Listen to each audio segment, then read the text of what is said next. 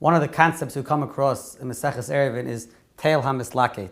Tel-Hamislaket is a slope that's used as a wall for an Eruv.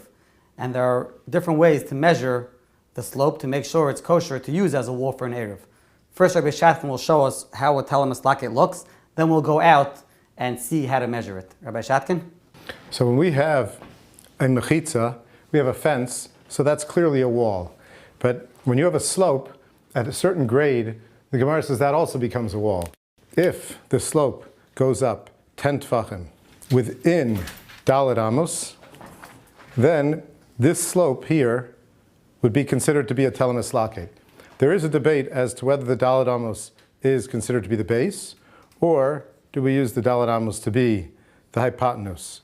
But there's only about a 1-point-something degree difference between the two of them. And we're just machmir, and we generally consider it to be a 25-degree angle, even though there are many poskim who say it can be less than 25 degrees. Since in a citywide Eruv, you want to be machmir because there's erosion and you could have error in your measurements and your devices could be off. Usually you want to go with 25 degrees to have the measurement of a Tel-Hamislaket. And we'll go through the different ways of measuring whether your slope is 25 degrees and whether that can be used as a Tel-Hamislaket.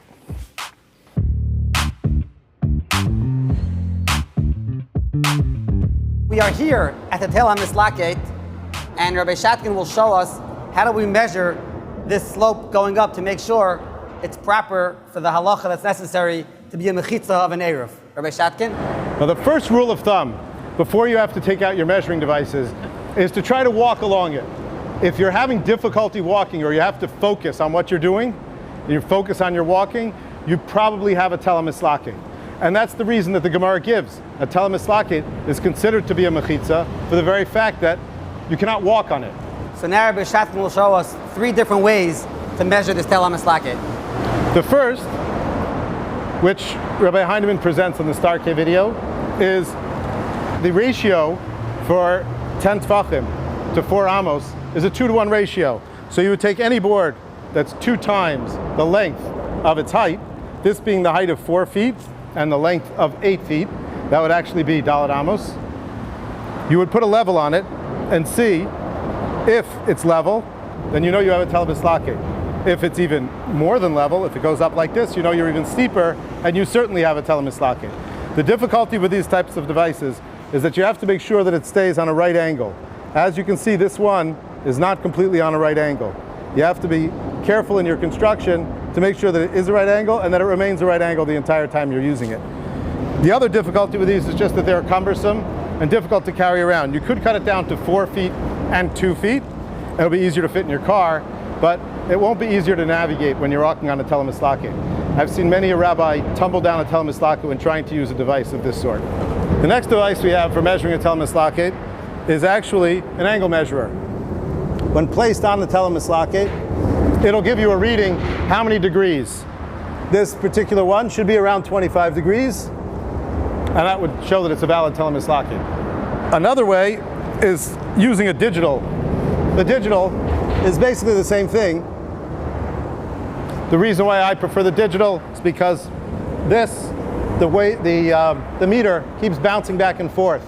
And when you have to measure a Tel-Hamislaket for a quarter of a mile, every time you have to make a measurement, you have to wait for it to stop vibrating. This is much quicker, and that's why I prefer to use this. I see Rabbi Shatkin put up fences over here. What was the point of these fences?